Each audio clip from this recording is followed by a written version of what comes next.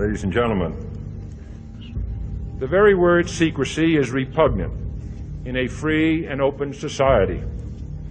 We decided long ago that the dangers of excessive and unwarranted concealment of pertinent facts far outweighed the dangers which are cited to justify it.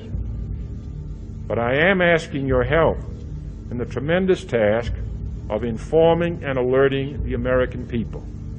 For I have complete confidence in the response and dedication of our citizens whenever they are fully informed. This video is based upon our research into the power structure behind the push for global government. The formation of a global government would require the cooperation of a large group of people from many nationalities and backgrounds. An organizational structure would be required to guarantee fairness, establish hierarchy, and avert betrayal.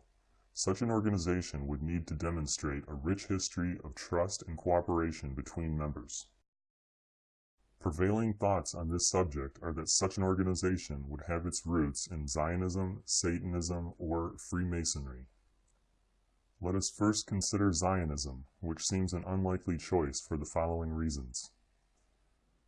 The unfolding world government requires the full cooperation of many different ethnic groups.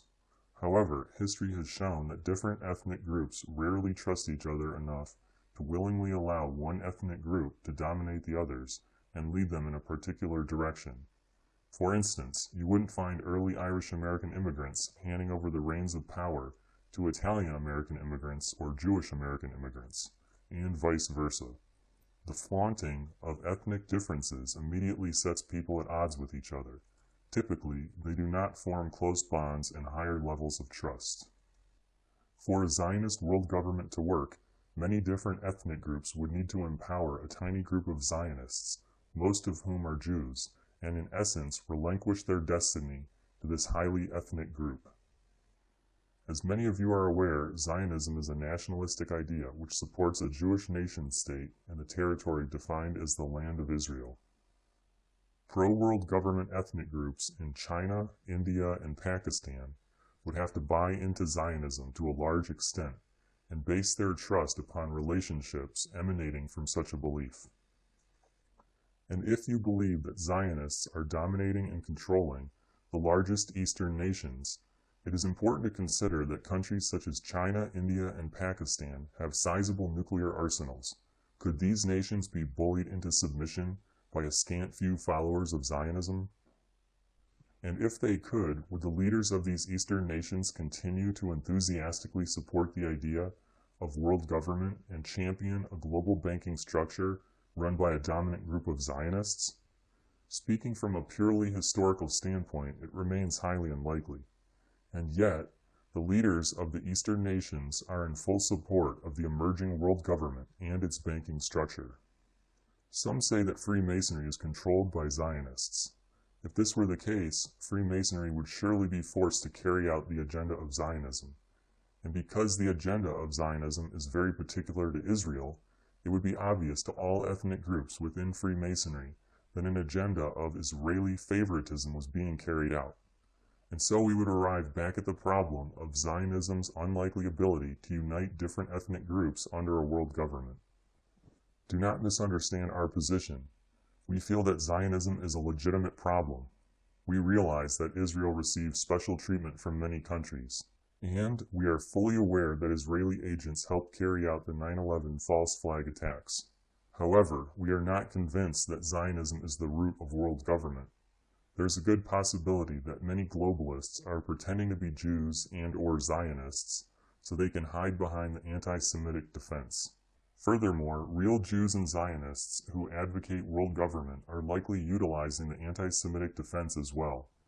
Using sympathy to gain support has worked wonders as a psychological operation, and we see no reason that those behind a world government would not employ such a tactic. In our quest to uncover the root of global government, the next possibility we might consider is Satanism, which has its roots in the Abrahamic religions of Judaism, Christianity, and Islam. Although Satanism has come to encompass a variety of New Age philosophies, it can never truly escape the confines of the religious structure from which it sprang.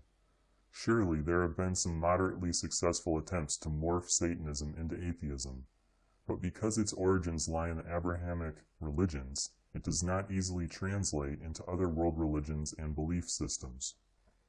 Therefore, it is unlikely that a belief in Satanism would unite a Chinese Taoist, Japanese Buddhist, or Indian Hindu under the banner of world government.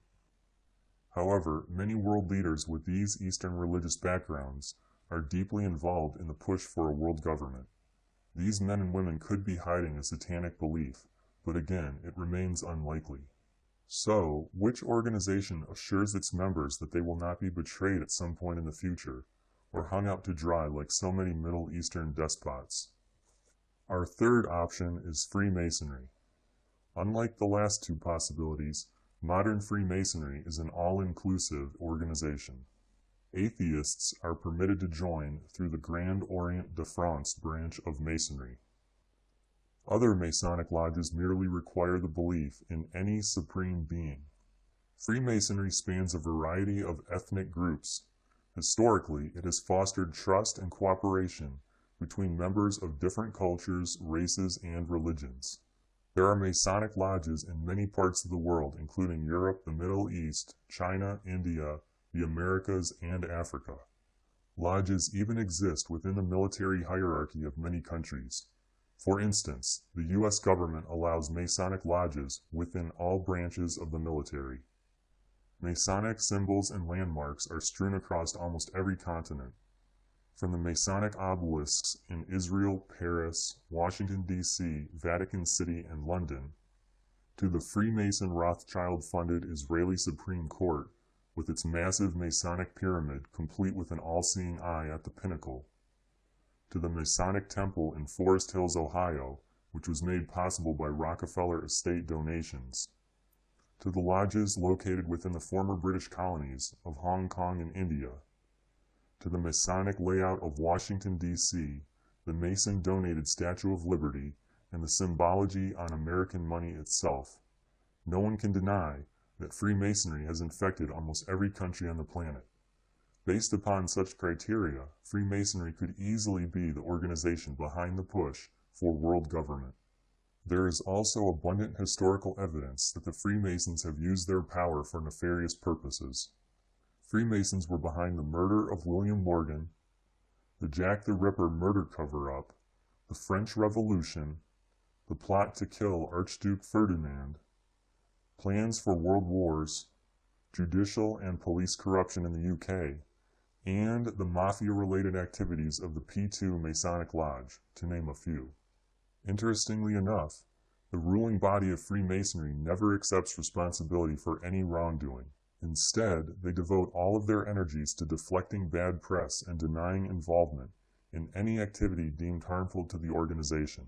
Masons have proven to be some of the most accomplished liars on the face of the earth.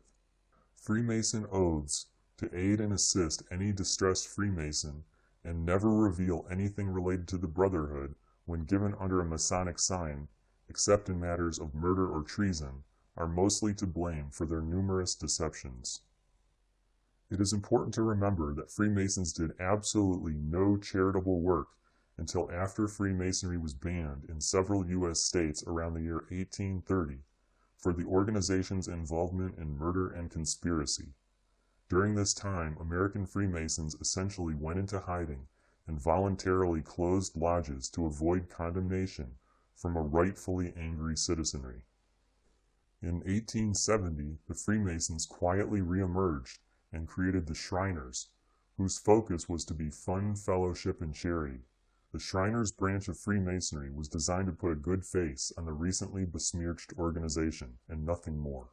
Today, the Freemasons continue with their nefarious plans, while using the Shriners Children's Hospital as a defense mechanism.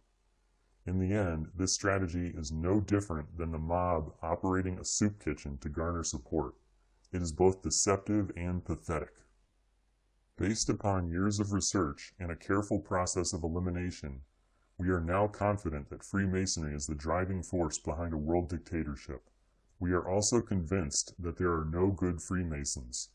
All members are fully aware of the organization's many trespasses over the centuries, as well as their treacherous oaths. Yet they refuse to resign. Unlike most taxpayers who only pay a fraudulent government to avoid lengthy prison sentences, all members of Freemasonry willingly donate money to the Freemason organization and are therefore complicit in the activities of the whole. We encourage the viewer to produce anti-Masonic videos, websites, and spread this message by word of mouth. You may also wish to hold protests outside your local lodge. Freemasons hate bad publicity, and they deserve every bit of it. Your hard work and dedication can bring about the downfall of the abominable Freemason Mafia. We are seeking a worldwide ban against Freemasonry and life sentences for all 5 million or so members who refuse to resign. A Masonic database of names and faces must be compiled. These men and women must not escape justice.